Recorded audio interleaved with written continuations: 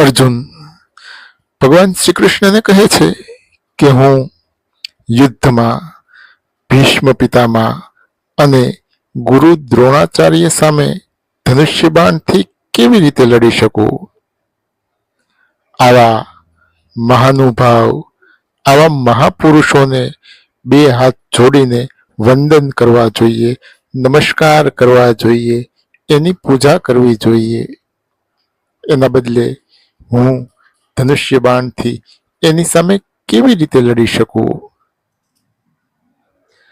મારા વડીલો, મારા ગુરુ, મારા સગા સંબંધી, આ બધાને મારીને પછી મને રાજ્ય મળે.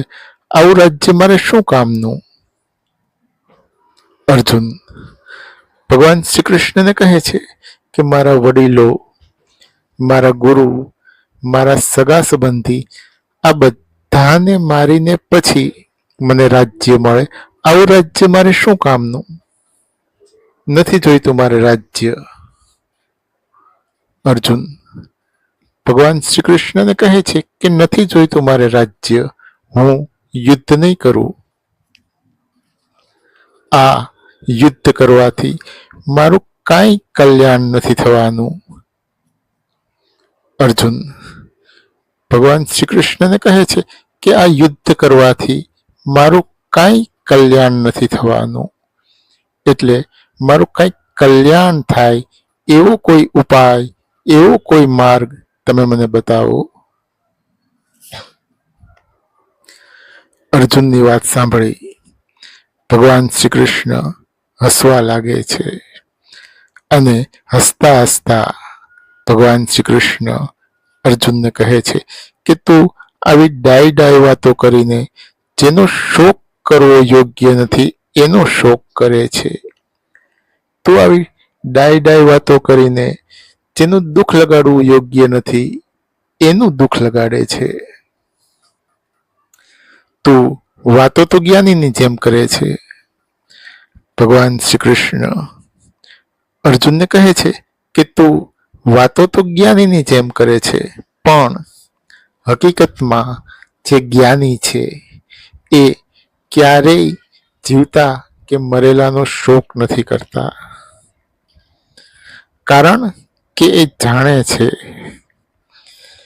જે જ્ઞાની છે એ જાણે છે કે શરીર મૃત્યુ પામે છે. શરીરને ધારણ કરનારો આત્મા ક્યારેય મરતો નથી. જેમ મનુષ્ય જૂના વસ્ત્રો ત્યાગી નવા વસ્ત્રો ધારણ કરે છે, નવા વસ્ત્રો પહેરે છે, એવી જ રીતે આત્મા પણ જૂનો દેહ ત્યાગ કરી નવો દેહ ધારણ કરે છે, નવું શરીર ધારણ કરે છે. એટલે જન્મ અને મૃત્યુનો શોક કરવો યોગ્ય નથી. જન્મ અને મૃત્યુનું દુઃખ લગાડવું યોગ્ય નથી. જો તને એવું લાગતું હોય, ભગવાન શ્રી કૃષ્ણ અર્જુનને કહે છે કે જો તને એવું લાગતું હોય કે આ બધા લોકોને મારીને તને પાપ લાગશે, તો તું સમબુદ્ધિ વાળો થા. જ્યારે તું સમબુદ્ધિ વાળો બનીશ ત્યારે તને કોઈ પણ વાતનું પાપ લાગશે નહીં. માટે અર્જુન, તું સમત્વરૂપ યોગને ધારણ કર, તું સમત્વરૂપ યોગી બન. અર્જુન ભગવાન શ્રી કૃષ્ણને કહે છે કે આ સમબુદ્ધિ વાળો મનુષ્ય કોને કહેવાય? આ સમત્વરૂપ યોગ શું છે? આવા સમત્વરૂપ યોગીના લક્ષણ શું છે?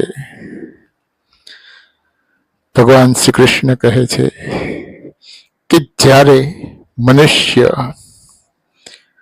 સુખ દુઃખ, ઠંડી ગરમી, રાગ દ્વેષ, જય પરાજય, નિંદા સ્તુતિ, માન અપમાન, આ બધામાં એક સરખો ભાવ રાખે છે, આ બધામાં એક સમાન બુદ્ધિ રાખે છે, ત્યારે એવા મનુષ્યને સમબુદ્ધિ વાળો મનુષ્ય કહેવાય છે. આવા મનુષ્યને સમત્વરૂપ યોગી કહેવાય છે અને આવા સમબુદ્ધિવાળા મનુષ્યને કોઈ પણ વાતનું પાપ લાગતું નથી. માટે અર્જુન, તું સમત્વરૂપ યોગને ધારણ કર, તું સમત્વરૂપ યોગી બન, તું સ્થિત પ્રજ્ઞ બન.